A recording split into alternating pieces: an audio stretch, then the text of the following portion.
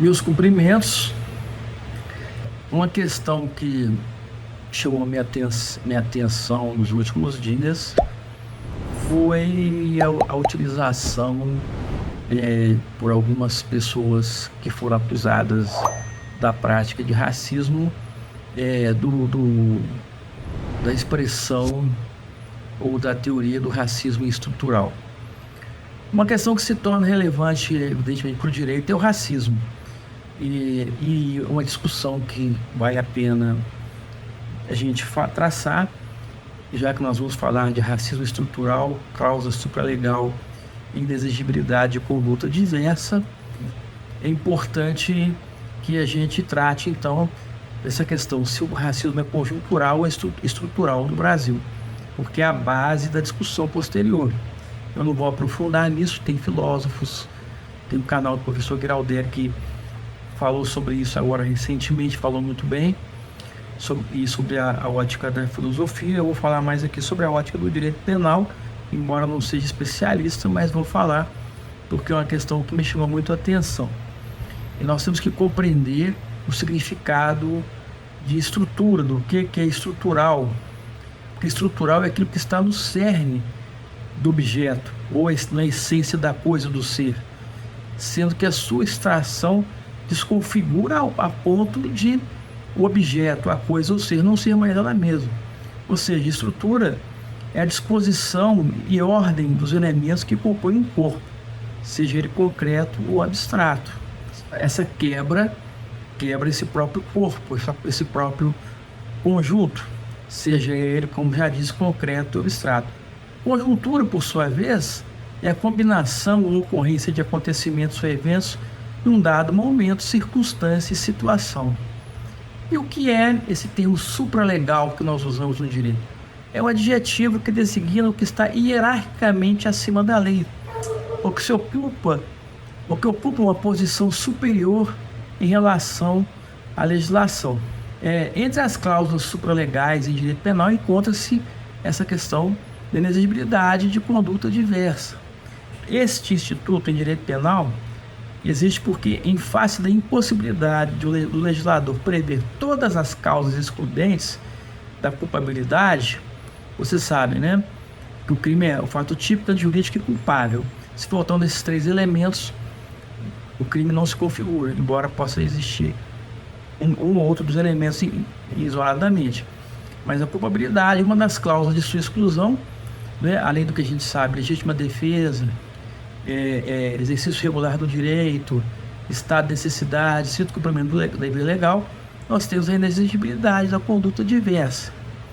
E esse instituto, ele existe justamente em face da impossibilidade do legislador prever todas as cláusulas excludentes da culpabilidade, né? A doutrina, a jurisprudência acabam por construir em face do caso concreto e reconhece se aquela conduta é inexigível, se ela seria exigível em face a gente estava vivendo naquele momento, ou se poderia ser exigir dele outra conduta. Ou seja, alguém pratica um fato e você verifica que, olha, nessa circunstância ele não poderia agir de outra maneira, ou não ser exigível que ele agisse de outra maneira, senão da forma como agiu. Ele poderia até ter a possibilidade de agir de outra forma, mas não é exigível que ele agisse de outra maneira, em face das circunstâncias que se apresentavam. Então, vem a questão do racismo, que não é preciso dizer que no Brasil existe racismo, e ele é extremamente nocivo e perigoso. E é muito forte o racismo no Brasil. E as pessoas que sofrem discriminação sofrem muito, inclusive por risco da própria integridade física e da vida. Um homem branco, uma pessoa branca, como eu, por exemplo, ele não corre em momento algum os mesmos riscos que uma pessoa preta, por exemplo, parda, corre quando está trafegando por aí pela rua. Corre outros riscos, mas não esse. Nós corremos o risco natural da vida, que todos correm ou correriam, que é o risco de sofrer um atropelamento, um acidente, um ataque cardíaco, sei lá, mas o que sofre uma pessoa vítima de racismo é inconcebível e absurdo. Mas Para explicar para vocês, eu vou citar aqui até um filme que o professor Graudelli citou no vídeo dele, é The Chamber, Chamber é Câmara, mas no Brasil o filme chamou O Segredo. O Segredo, The Chamber em inglês, é um filme dos Estados Unidos da América, dirigido por James Foley, salvo engano é de 1996.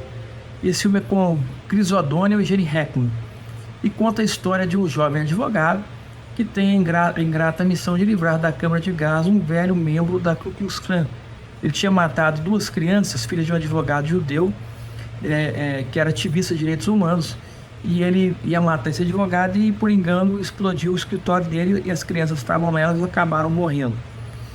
Ele queria mesmo matar, quer dizer, a ordem para que ele matasse o ativista. O jovem se vê forçado a mostrar que é o réu, né? Que depois se descobre que é o avô dele, esse era o segredo, né? Não poderia se exigir conduta diversa, tendo em vista que a sua educação e criação racista entre membros da clã, inclusive do próprio pai, dos familiares desse velho, que eram racistas, o criaram dentro dessa, vamos dizer, dessa câmara racista, porque ali tem um trocadilho, né? Ele está indo para a câmara de gás e eles vivem todos enclausurados nessa câmara de toxicidade negativa, racista, em que ele foi criado. Aí tem uma série de coisas no filme. Você até descobre que o menino descobre que o pai dele se matou por ser filho desse homem que fez isso. E o homem violento fala que o pai dele era até um fraco e tudo. E vocês encontram o filme por aí numa dessas plataformas, inclusive no YouTube, se não me engano. Mas esse filme tá aí, por aí. No filme não se usa essa expressão racismo estrutural, mas vale-se do mesmo conceito. E eu recomendo que assistam. E aí veio o que começou a acontecer agora no Brasil. Pessoas que praticam ou praticaram condutas racistas que são imputáveis criminalmente e civilmente, também começaram a se valer da teoria do racismo estrutural, alegando que em defesa que o racismo é estrutural, faz parte da sua formação, que eles nem percebiam que estão praticando um ato de racismo, porque de tão entranhado que estavam nela. Fazia parte da sua formação, assim como da própria sociedade, porque faz parte da estrutura, da essência.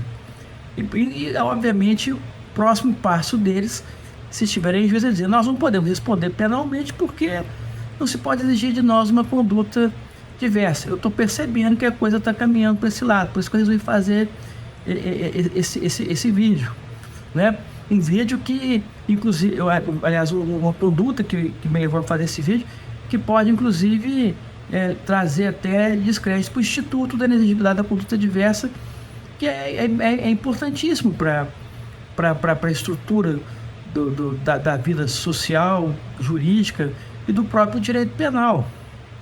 Como o caso de pessoas, por exemplo, que estando no emprego, num lugar com alta taxa de desemprego, são forçados, por exemplo, por patrão a adulterar documentos e se você não fizer, você vai ser demitido, porque para sua vaga tem mais de 100 lá fora e a pessoa tem que sustentar a família, acaba por fazê-lo.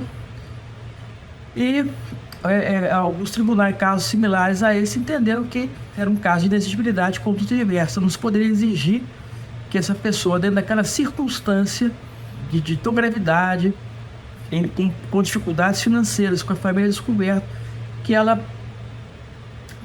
se recusasse a fazer sob pressão do patrão, inclusive por risco de perder o emprego e sua família ser lançada à miséria.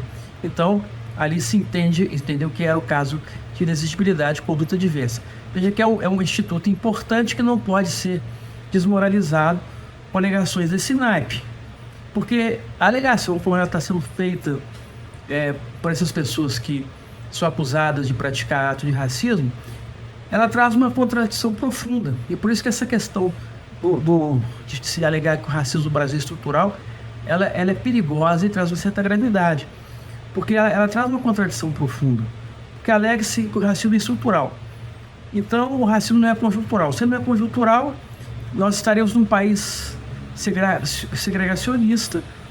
Mas acontece que nós não estamos ao mesmo tempo, porque é um país que não admite a segregação que criminaliza o racismo, que pune também na esfera civil o racismo, desde a lei Afonso Arinos, e Afonso Arinos era um conservador, lá nos anos 40, 50, era um conservador, inclusive o partido dele era o DN, era considerado um partido de direita.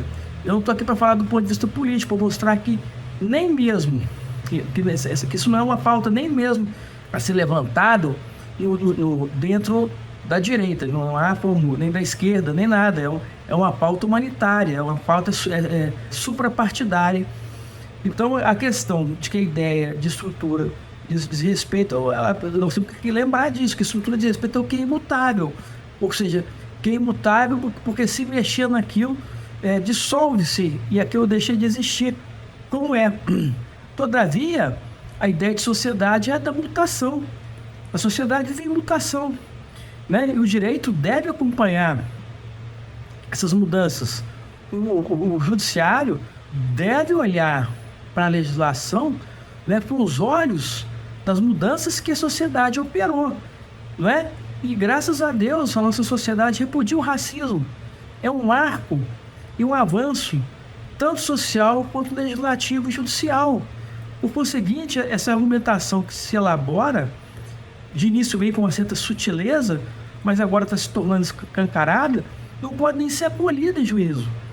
Porque o racismo é secular, mas é conjuntural.